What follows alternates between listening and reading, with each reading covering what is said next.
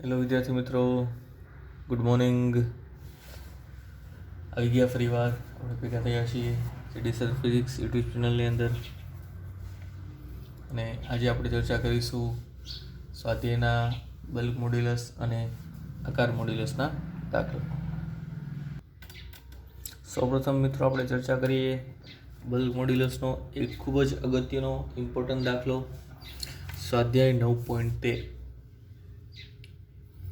રકમ જોઈએ. સૌપ્રથમ, જે ઊંડાઈએ દબાણ 80 ATM હોય ત્યાં પાણીની ઘનતા કેટલી હશે એ આપણે શોધવાનું છે.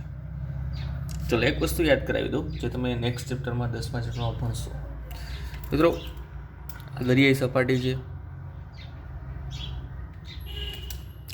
દરિયાઈ સપાટી ઉપર જે દબાણ કેલ્ક્યુલેટ કરવામાં આવેલું છે મિત્રો, એ દબાણ છે 1 ATM. કેટલું છે? 1 ATM એટલે કે 1.013 ગુણ્યા 10⁵ પાસ્કલ. એટલું દરિયાઈ સપાટી ઉપર દબાણ કેલ્ક્યુલેટ કરવામાં આવેલું છે. પછી જેમ જેમ તમે દરિયાઈ સપાટીથી ઊંડાણમાં જતા જાઓ છો, ધારો કે ઊંડાઈની કોઈ આપણે સપાટી પસંદ કરીએ કે આ ઊંડાઈ જે છે એ કેટલી ઊંડાઈ છે, તો કે h જેટલી ઊંડાઈ છે. આ ઊંડાઈવાળી સપાટી એ દબાણમાં જેમ નીચે જાઓ છો એમ દબાણમાં શું થાય છે? વધારો. તો આ જગ્યાએ દબાણ વધીને કેટલું થઈ ગયું છે? 80 ATM થઈ ગયું છે. 80 ATM. તો મિત્રો, દબાણ બદલાતું હશે તો મતલબ ઘનતા પણ બદલાતી હશે. તો આ ઊંડાઈ આપણે ઘનતા શોધવાની છે. ધારો કે સપાટી ઉપરની ઘનતા આપણે રો લઈ લઈએ અને અહીંયા જે ઘનતા આપણે શોધવાની છે રો ડેશ, જેને આપણે ક્વેશ્ચન માર્ક વડે દર્શાવીએ. સપાટી પરની ઘનતા તમને આપેલી હશે રકમની અંદર 1.03 ગુણ્યા 10⁵ kg/m³. ક્લિયર? અને પાણીની દબનીયતા એટલે કે બલ્ક મોડ્યુલસનું વ્યસ્ત એ પણ આપેલું છે. તો મિત્રો, આ જગ્યાએ એટલે કે h જેટલી ઊંડાઈ કે જ્યાં દબાણ 80 ATM છે તે જગ્યાએ આપણે ઘનતાનું મૂલ્ય મેળવવાનું છે. દાખલો એકદમ સરળ છે મિત્રો. ક્લિયર? દબનીયતાનું સૂત્ર આપેલું છે તો આપણે દબનીયતાના સૂત્રનો જ ઉપયોગ કરીશું. તો યાદ કરો, દબનીયતાનું સૂત્ર શું હતું?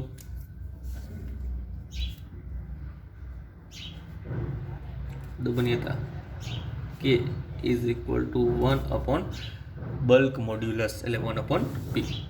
તો સરળતા ખાતર આવું પણ લખી શકું, બલ્ક મોડ્યુલસ એટલે થાય મિત્રો P/છેદ અંશમાં ΔV/P. જેને સરળતા ખાતર તમે આ રીતે લખી શકો, ΔV/P ઇન્ટુ. આ થઈ ગયું દબનીયતાનું સૂત્ર.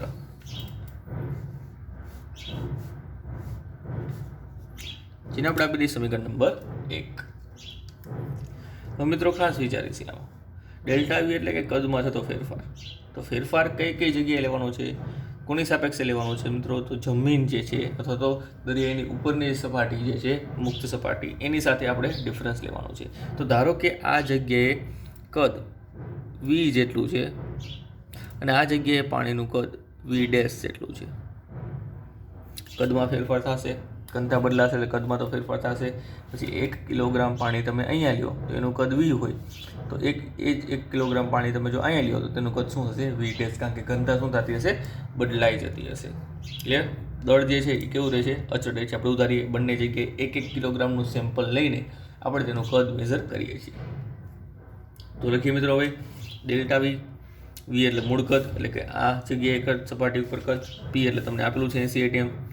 લખી દઈએ બધો ડેટા કયો આપેલો છે, તો તમને P આપેલું છે 80 ATM. ATM એટલે કે 1.013 ગુણ્યા 10⁵ પાસ્કલ. સપાટી ઉપર ઘનતા આપેલી છે 1.03 ગુણ્યા 10⁵ આવશે, 5 નહીં આવે અહીંયા, 10⁵. 10⁵ kg/m³. અને દબનીયતા આપેલી છે કે K બરાબર 45.8 ગુણ્યા 10⁻11 પાસ્કલ ઇન્વર્સ. તો આપણે રો ડેશ એટલે કે ઊંડાઈ ઘનતા શોધવાની છે. તો મિત્રો, ΔV જોશે. ΔV એટલે કે V અને V' નો ફેરફાર જોશે. ક્લિયર? હવે તમે એક વસ્તુ વિચારો, ઉપરથી જેમ તમે નીચે આવો છો એમ ઘનતા જે છે મિત્રો એ વધે છે. ઘનતા શું થાય છે? વધે છે. ઘનતા વધે તો કદમાં શું થતું હોય? ઘટાડો થતો હોય. ઘનતા વધે તો કદમાં શું થાય? ઘટાડો. કારણ કે બંને જે એકબીજાના વ્યસ્ત પ્રમાણમાં છે. ઘનતા બરાબર દળના છેદમાં કદ. જો ઘનતા વધે તો કદ શું થાય? ઘટે.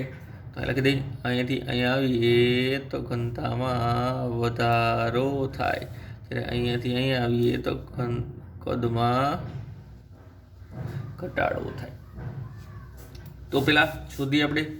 તેના માટે ઘનતાનો સૂત્ર ઉપયોગ કરીએ. ચલો, ઘનતા રો બરાબર દળ એમ છેદમાં કદ વી. આમાંથી મારે કદ જોઈએ છે તો કદને કરતા બનવું કદ વી બરાબર એમના છેદમાં રો. ચલો, અને બે પોઈન્ટ ઓફ વ્યૂ વિચારવાના છે મિત્રો. કયા કયા? એક તો સપાટી ઉપર અને એક તો ઊંડાઈ. તો પેલા વાત કરીએ સપાટી ઉપર અને બીજી વાત કરીએ ઊંડાઈ. તો સપાટી ઉપર પાણીનું કદ વી જ છે, દળ એમ ધારેલું છે અને ઘનતા રો છે. તો આને આ જ સૂત્ર આવશે વી બરાબર એમના છેદમાં રો. જ્યારે ઊંડાઈની વાત કરીએ મિત્રો તો ઊંડાઈ કદ વી ડેશ છે, દળ એટલું જ છે અને ઘનતા ધારેલી છે આપણે રો ડેશ. તો મિત્રો તમે આના ઉપર તમને કદમાં થતો ફેરફાર મળે. ચોખ્ખે ચોખ્ખું લખી પણ શકો તમે કદમાં થતો ઘટાડો, જેને આપણે ડેલ્ટા વી વર્તે. કદમાં થતો ઘટાડો એટલે કે આ મોટું હશે, આ નાનું હશે. તો ઘટાડો માપવો હોય તો મોટામાંથી નાનું બાદ કરો. જો નાનામાંથી મોટું બાદ કરશો તો જવાબ તો એટલો જ આવશે પણ માઇનસ આવશે. ક્લિયર? તો આપણે મોટામાંથી નાનું બાદ કરીએ. V minus V dash. V M by rho minus V dash M by row dash. તો એમ કોમન કાઢી લ્યો તો અહીં વધશે 1/રો માઇનસ 1/રો ડેશ. સરળતા ખાતર મિત્રો હું રો પણ છેલ્લે કોમન કાઢી લઉં છું. તો અહીંયા વધશે 1, અહીંયા રો વડે ગુણવું પડશે અને આ થશે રો ડેશ. તો આ થયું મિત્રો ડેલ્ટા વી, કદમાં થતો ફેરફાર. ડેલ્ટા વી મળી ગયો. મૂળ કદ વી એટલે આ લેવાનું છે તમારે. દબાણ 80 ATM આપેલું છે અને કે દબનીયતા એ પણ તમને આપેલું છે. તો આ સૂત્રનો ઉપયોગ કરીશું. ડેલ્ટા વીની કિંમત અહીં મૂકી દઈશું સમીકરણ નંબર 1માં. ચલો મૂકીએ સમીકરણ નંબર 1માં ડેલ્ટા વીની કિંમત. સમી નંબર 1માં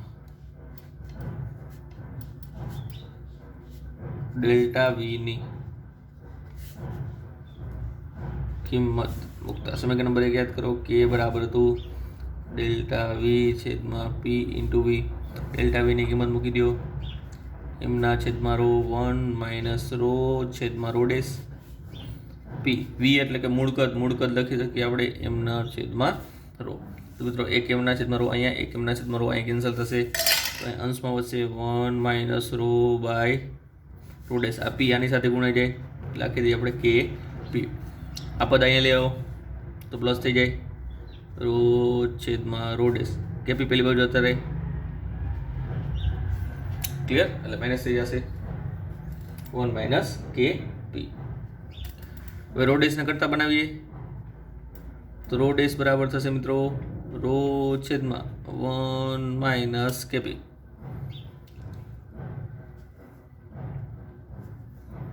કિંમત મૂકીએ બધી.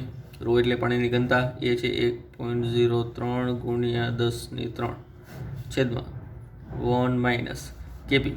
કેની કિંમત છે મિત્રો 445.8 ગુણ્યા 10⁻11 અને પીની કિંમત છે 80 ATM એટલે 80 ગુણ્યા 1.013 ગુણ્યા 10⁵ પાસ્કલ. સમગ્ર સાદુરૂપ આપતા તમારી પાસે લગભગ જવાબ આવે છે મિત્રો 1.034 ગુણ્યા 10⁻³ kg પ્રતિ મીટર ક્યુબ. તો 80 ATM જ્યાં દબાણ હોય, જેટલી ઊંડાઈએ દબાણ 80 ATM હોય એ ઊંડાઈએ પાણીની ઘનતા હશે 1.034 ગુણ્યા 10⁻³ બહુ જાજો ફેરફાર નથી. જુઓ ઓલી 1.03 હતી, આ 1.034 છે. બહુ જાજો કંઈ ફેરફાર છે નહીં, થોડોક એવો જ ફેરફાર હશે. તો આ છે મિત્રો અગત્યનો સ્વાધ્યાય 9.13 નંબરનો દાખલો. ત્યારબાદ બલ્ક મોડ્યુલ્સના હજી એક દાખલાની ચર્ચા કરીએ. સ્વાધ્યાય 9.14 રકમ જોઈએ. એમાં પણ 10 ATM જેટલા હાઇડ્રોલિક દબાણ હેઠળ, એટલે દબાણનું મૂલ્ય તમને અહીં આપેલું છે. દબાણ પી બરાબર 10 ATM. 10 ATM એટલે 1.013 ગુણ્યા 10⁵ પાસ્કલ અને ગુણ્યા 10 તો આવશે જ તે, એટલે સંયુક્ત રીતે લખીએ કો 1.013 ગુણ્યા 10⁶ પાસ્કલ. હેઠળ રહેલા કાચના ચોસલા માટે કદના આંશિક ફેરફારની ગણતરી કરો. કદનો આંશિક ફેરફાર એટલે ડેલ્ટા V/V શોધવાનું છે. કાચનો ચોસલું હોવાથી કાચના ચોસલાનો બલ્ક મોડ્યુલસ આપણે જોશે મિત્રો. તો કાચના ચોસલાનો બલ્ક મોડ્યુલસ છે 37 ગુણ્યા 10⁹. કાચના ચોસલા માટે બલ્ક મોડ્યુલસ છે મિત્રો 37 ગુણ્યા 10⁹. ક્લિયર?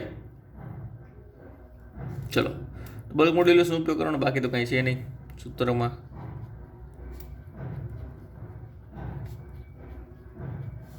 બલ્ક મોડ્યુલસ B બરાબર P/ડેલ્ટા V/V. ડેલ્ટા V/V શોધવું છે તો એને કરતા બનાવો. અહીંયા આવશે P/આવશે B. Pની વેલ્યુ છે મિત્રો 1.013 ગુણ્યા 10⁶, અને Bની વેલ્યુ મળે છે તમને 37 ગુણ્યા 10⁹. આનો જવાબ આવશે મિત્રો 2.74 ગુણ્યા 10⁻5. જો તમારે આ આંશિક ફેરફાર ટકાવારીમાં શોધવો હોય તો તમારે બંને બાજુ કેટલા વડે ગુણવાના રહેશે? 100 વડે ગુણવાના રહેશે. ડાબી બાજુ પણ 100 વડે અને જમણી બાજુ પણ 100 વડે. પણ તમે પ્રતિશત ફેરફાર નથી માગેલો તો પછી ન કરો તો પણ ચાલે. જો પ્રતિશત ફેરફાર હોય તો તમારે કરવું પડે. ક્લિયર? ચલો, અત્યાર સુધીના જે દાખલાની ચર્ચા કરી મિત્રો, એ બધા દાખલા બલ્ક મોડ્યુલસ અને શરૂઆતના જે હતા યંગ મોડ્યુલસના હતા. હવે એક ચર્ચા બાકી છે આકારને લગતી. તો તેનું પણ એક ઉદાહરણ છે અને એક સ્વાધ્યાયનો દાખલો છે. આકાર વિકૃતિ, આકાર સ્થિતિસ્થાપકતાંક અને આકાર પ્રતિબળને અનુરૂપ. તો હવે એની ચર્ચા કરીએ મિત્રો. ઉદાહરણ નંબર 9.4 અને સ્વાધ્યાયનો પણ એક દાખલો છે. બંને સેમ મેથડ છે મિત્રો. આમાં કોઈ નવી મેથડ તમારી પાસે નથી, એટલે એક સમજી લેજો વ્યવસ્થિત. બેઝ દાખલા છે આના. આની અંદર મિત્રો આકાર સ્થિતિસ્થાપકતા અંક આવે, જેને ઈટા અથવા તો G વડે પણ દર્શાવવામાં આવે છે. ક્લિયર? એ આપણે જાણીએ છીએ. રકમ જોઈએ શું છે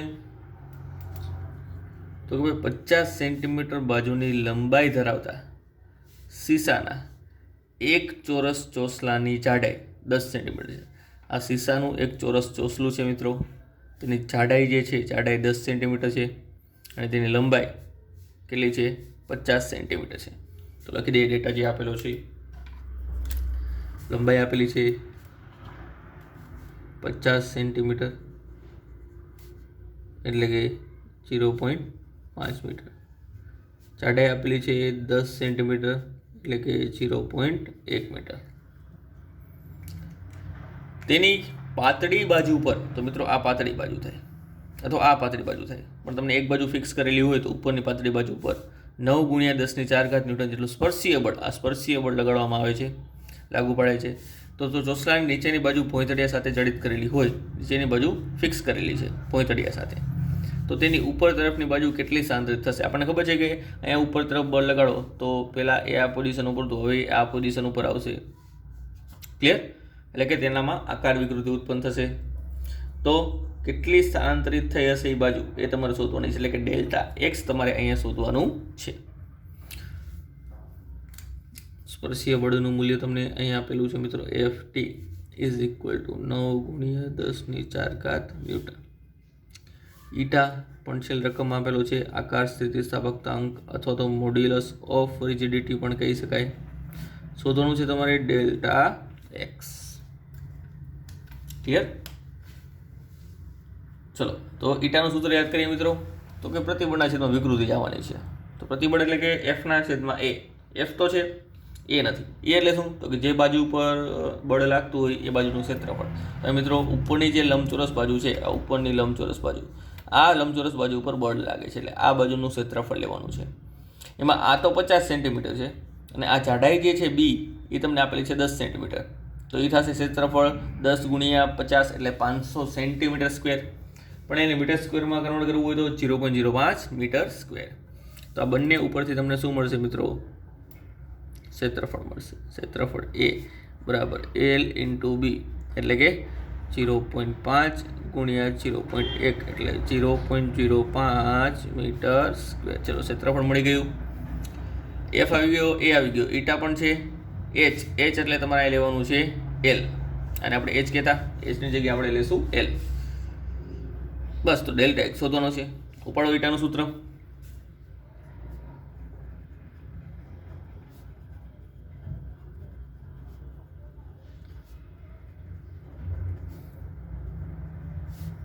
આકાર સ્થિતિસ્થાપકતા અંક eta is equal to FT by A છેદમાં ડેલ્ટા એક્સ બાય એચ. પણ અહીંયા એચની જગ્યાએ મિત્રો આપણે શું લેવાનું છે? એલ. ક્લિયર? ચલો લખી દઈએ. એફટી અંશમાં એલ ઉપર આવી જશે, ડેલ્ટા એક્સ નીચે, એ પણ નીચે, અહીંયા આવી જશે ઈટા. ચલો શોધવાનું શું છે મિત્રો? તો કે આપણે શોધવાનું છે ડેલ્ટા એક્સ. તો ડેલ્ટા એક્સને કરતાં બનાવી દો. તો અહીંયા થશે અંશમાં એફટી ઇન્ટુ એલ છેદમાં એ ઇન્ટુ ઈટા. કિંમત મૂકી દઈએ. એફટીની કિંમત છે 9 ગુણ્યા 10⁴ સ્પર્શીય બળ. લંબાઈ છે 0.5 મીટરમાં લેવાની છે. ક્ષેત્રફળ મળી ગયું તમને 0.05, અને ઈટા તમને આપેલું છે 5.6 ગુણ્યા 10⁹. તો ડેલ્ટા એક્સ શોધો. તો ડેલ્ટા એક્સની કિંમત આવશે તમારી પાસે મિત્રો લગભગ 1.6 ગુણ્યા 10⁻⁴ મીટર. તો તેની બાજુ જે છે એ આટલી સ્થાનાંતરિત થશે. કેટલી સ્થાનાંતરિત થશે મિત્રો? ડેલ્ટા એક્સ બરાબર 1.6 ગુણ્યા 10⁻⁴ મીટર જેટલી સ્થાનાંતરિત થશે.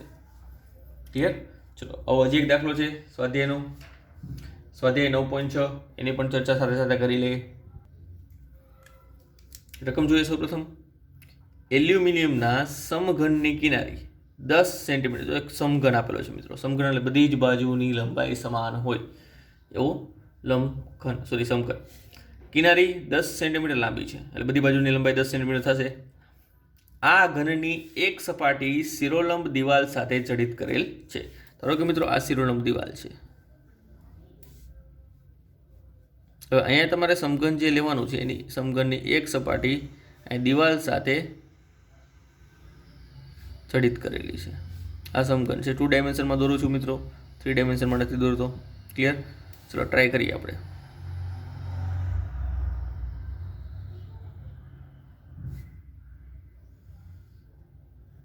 આ સમઘન છે. ક્લિયર? એને એક દિવાલ સાથે જોડેલું છે.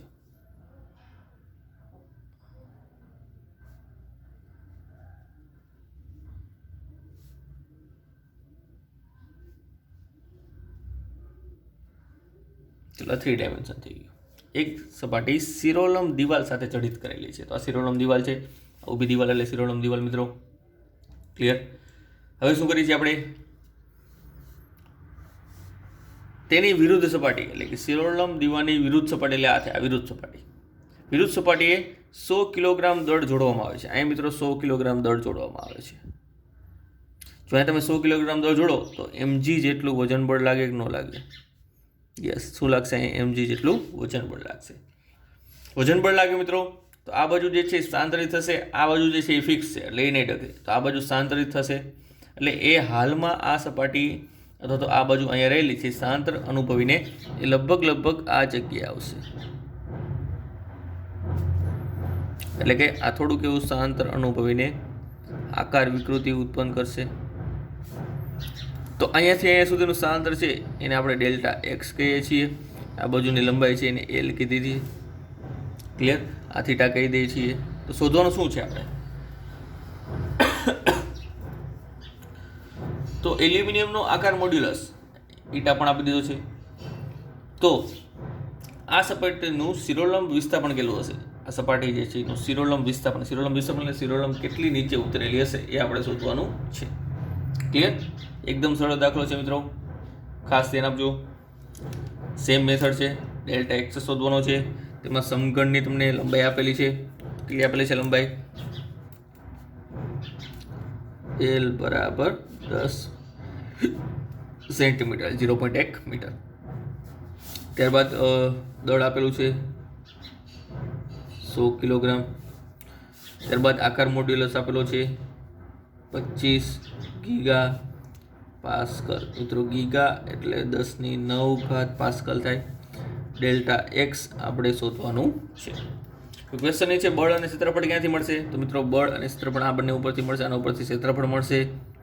આ તો બધી બાજુ સરખી છે એટલે L ગુણ્યા L લખીશું L સ્ક્વેર, એટલે કે થશે 0.1 સ્ક્વેર એટલે 10⁻² મીટર સ્ક્વેર. આના ઉપરથી તમને શું મળે મિત્રો? F મળશે. F = mg. એમ તમારે લેવાનું છે 100 અને g એટલે 9.8 એટલે 980 ન્યૂટન. ચાલો F છે એ છે ઈટા છે, ડેલ્ટા એક્સ આપણે શોધવાનું છે. લંબાઈ પણ આપેલી છે 10 સેન્ટીમીટર. તો પાછા આપણે આકાર સ્થિતિસ્થાપકતાંક અથવા તો મોડ્યુલસ ઓફ રિજિડિટી પણ કહેવાય. મોડ્યુલસ ઓફ રિજિડિટી એના સૂત્રનો ઉપયોગ કરીએ. ઈટા બરાબર FT/A છેદમાં ડેલ્ટા એક્સ ઇન્ટુ એચની જગ્યાએ લખી દઉં છું L. તો L અંશમાં જશે, એ છેદમાં આવશે ઇન્ટુ ડેલ્ટા એક્સ થશે. અહીંયા પણ તમારે ડેલ્ટા એક્સ જ શોધવાનો છે. તો ડેલ્ટા એક્સ બરાબર અંશમાં FT/L એમના એમ રહેશે. ઈટા આવી જશે જમણી બાજુ છેદમાં. હવે કિંમત મૂકી કાઢીએ. એફટીની કિંમત આ સ્પર્શીય બળ છે મિત્રો, એના માટે સ્પર્શીય બળ જ લાગુ પડે. FT 980 newton. લંબાઈ આવેલી છે 0.1 છેદમાં A, એની કિંમત મળી તમને 10⁻² અને ડેલ્ટા એક્સ ઈટાની કિંમત છે તમને 25 × 10⁹. તો મિત્રો કિંમત કેલ્ક્યુલેશન કરતો નથી, આ તમારે જાતે ગોતવાનું છે. ક્લિયર? એટલે ખાલી જગ્યા મૂકી દઉં છું.